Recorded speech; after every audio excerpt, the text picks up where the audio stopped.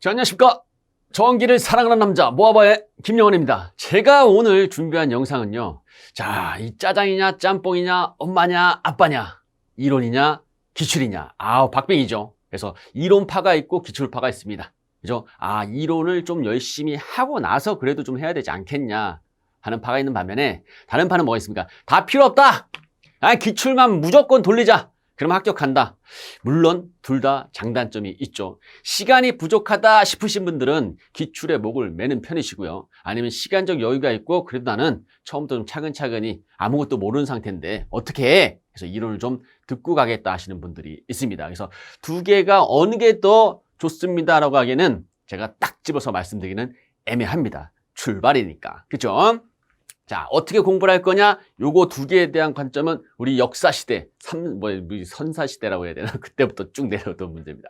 그때는 없었겠죠. 그쵸? 그래서 저도 이론이냐, 기출이냐라고 문제한다면, 제 입장에서는, 저도 시험을 봤지만, 저는 기출을 딱 한 번 봤습니다. 1년치만 봤나요? 1년치만 딱 보고 봤는데, 이게 CBT 부분을 봤다 보니까 이 문제가 진짜 누가 출제했던 문제인지 아닌지 확신이 안 들잖아요. 그죠? 예전에 17년도 이전에는 그냥 우리 PBT라 해서 필기를 보는데 모든 사람들이 다 똑같은 시험지를 봤으니까 확실히 이게 기출 문제라고나 알 수 있는데, 이제 CBT 문제가 나오기 때문에 문제은행식이잖아요. 그래서 랜덤으로 선별해서 각 개인마다 문제가 다 다르단 말이에요. 그래서 뭐가 나온다, 뭐가 많이 나온다, 적게 나온다. 이거는 저희가 시험 봤던 모든 분들의 기억 속에서 되살려서 그 문제를 다 취합해서 연구를 한번 해보게 됩니다. 일단 저는 이론을 좀 중성적으로 봐야 되지 않나. 그래서 이론을 보다 보면 이해가 안 되더라도 제가 이제 강의하는 암기법이라든지 이런 걸 통해서 좀 더 이제 완전히 이해가 안 되더라도 문제를 풀 수 있는 요령이라든지 방법들을 제가 일깨워 드리는 편이긴 합니다. 그래서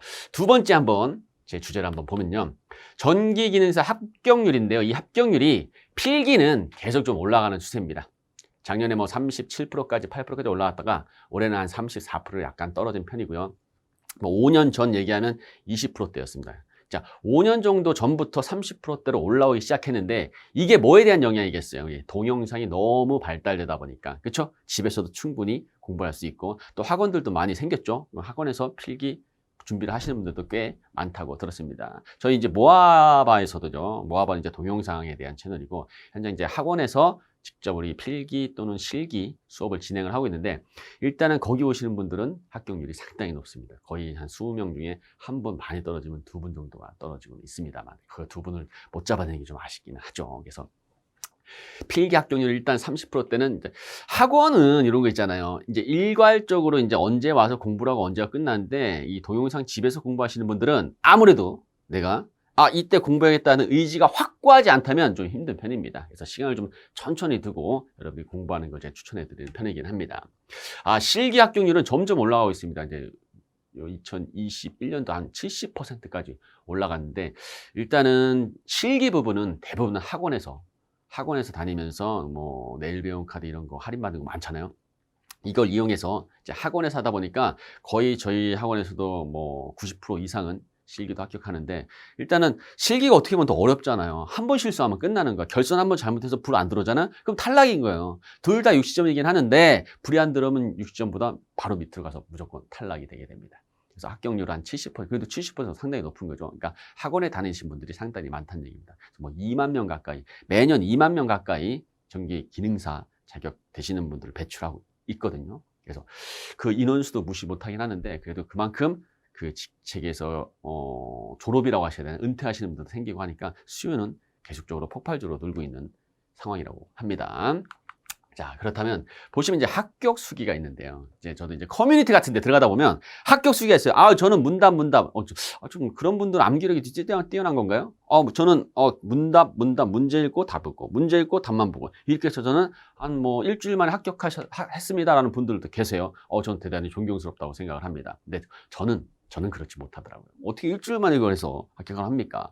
그러니까 암기력이 뛰어나야 되는데, 자, 다른 타 이제 자격증보다는 합격률이 좀 낮은 편이에요. 다른 타 합격률은 이제 40% 이상씩 하는데, 저희는 이제 30% 들어온 지도 한 4, 5년밖에 안 되기 때문에, 이게 왜 그러냐면, 문제답만 외우기에는 숫자가 변형되고 어떤 내용이 살짝 바뀌게 되면 이게 힘들어진다는 거죠. 랜덤 형태이기 때문에 또 문제가, 신출 문제가 계속 등장을 하고 있습니다. 신출 문제가. 보통 매 회차마다 신출 문제가 5% 이상씩은 들어오고요. 예전에 있던 뭐 시간이 좀 세월이 지난 문제들은 5% 정도를 제외하고, 그래서 문제들이 새로 형성되니까 1년 만에 들어 4회차인데 20% 이상이 물갈이가 된다는 얘기죠. 그럼 관연도만 가고는 뭐 나머지 80%가 완벽하다면 그죠? 충분히 합격은 가능하겠죠. 근데 이제 문답 가지고 80점 이상 맞기 힘들고요. 간신히 60점 이상 맞을 수는 있다고는 생각합니다. 계산 문제가 한 30% 이상이 돼요. 계산 문제를 문답으로 외울 수는 없죠. 근데 똑같은 문제는 나올 수 있으니까 답만 외워서 당연히 맞출 수 있는 방법도 있긴 있습니다. 근데 합격 수기는 그렇게 있어요. 근데 불합격 수기는요, 저는 문답 했더니 떨어졌어요. 이론부터 다시 할래. 이런 분들도 계신데 창피하잖아요. 남들이 이렇게 했다가 그냥 해봤더니 떨어졌다. 그럼 또 3개월 또 기다리셔야 되잖아요. 그죠? 근데 불합격 수기에는 어떤 것들이 있냐면, 공부를 했는데 아깝게 제가 공부가 부족해서, 시간이 부족해서, 그죠? 몇십 점 차로, 몇 점 차로 아깝게 떨어졌습니다. 이런 불합격 수기는 꽤 많습니다.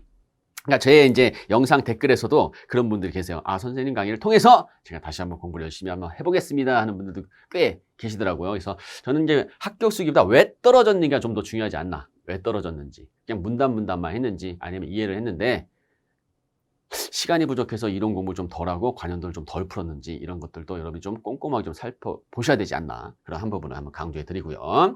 자, 그럼 학원이냐 동영상이냐라고 했는데 저는 동일하다고 봅니다. 거의.